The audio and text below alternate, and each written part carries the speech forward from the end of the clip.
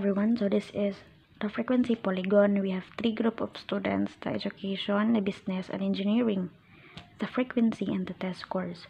So as you can notice, ang kasagaran nga gipangayo sa problem A, B, ug C kay ang mean scores sa mga students. So the mean is the average score, right? So let's proceed to question A. What is the mean score of education student? Education mao ni. Kung atong manotice, ang education ug business symmetrical ra gyud ay. Pareha ra sila. Since symmetrical man, we can assume that the mean is close to the peak. Asa ang peak? Mo ni ang peak diri. Okay. So, peak of the education students located here. So, ang atong answer 65. Anong wala taga-solve? It is because ang atong gipangayo, ang mean raman. So, we are just going to have a visual estimation. So, the answer for letter A is 65. Next question for letter B. What is the mean score of engineering students? Tara, engineer. Gipangayo mean. Kung manotice na to, ang atong engineering dako og bilangkad, dili siya symmetrical, skewed na siya. So again, mabalhi ng atong mean. Si median, middle ra siya always. Si mode na dere. Si mode na dere, si middle na dere, si mean na dere. Okay, again, si engineering skewed distribution na ni siya, dili na siya symmetrical. The mode located here, the median located here, sa middle, and the mean located here. So the mean is 85.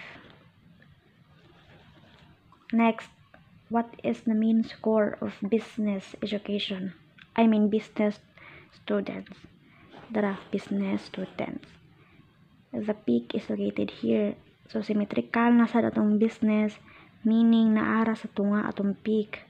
Basta gani symmetrical, ang atong mean ug median ug mode, pareha ra na og location, nara jud na siya, equal ra jud na siya og value. So, bayan na to, so 75. So, nakuha na to ang answer sa A, B, ug C. Next, for the question D. Which group of students had the most dispersed scores in the test? Again, when we say dispersion, noon siya ang spread of data. So, the larger the spread indicates the dispersion. Asa man dali ang dako og bilangkad. So, engineering students. So, ang atong answer, engineering students. Why? It is because ang iyang frequency polygon wide siya compare sa education of business. Alright? So, next question, letter E. What distribution is symmetrical? What distribution is skewed? And why do you say so? Alright. Kung mayroon tag-symmetrical, mao ni siya ang data nga mao ni data distribution around the mean nga equal. So, ang value sa symmetrical, parihara. Ang mean o ang median o mode sa symmetrical, parihara. And, ang left o ang right nga side sa ato ang curve kay roughly mirrored. Meaning, pariha sila. Bisag unsaon na to bali-bali, parihara jud. Unlike sa asymmetrical or sa skewed, ang usa ka data kay mas kuan siya, dako siya value kumpara sa usa. So, mas taas ang ihang tail sa usa kumpara sa usa. Kung skewed gani, dili siya balance, dili siya pariha. Opposite siya sa symmetrical.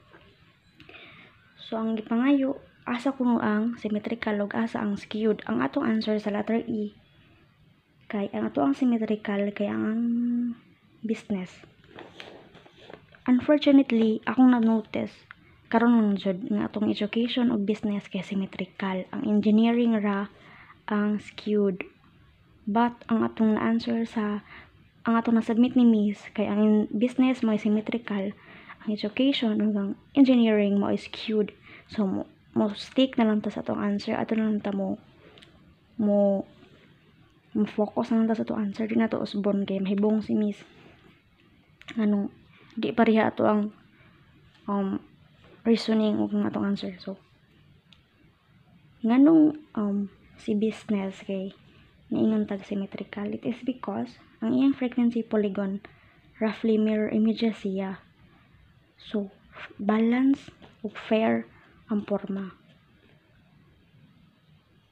And unlike sa education ug engineering students, ang less iyang symmetrical, dili kay siya pareha, mas taas iyang tail diri, mas taas iyang tail diri, right? Dili kay siya balance. Ang ato education and engineering students has less symmetrical due to its broader spread. So if mabantay mo, mas nagbilangkad ang engineering kaysa ning business. So skewed ang ato ang engineering o atong business. I mean engineering o education.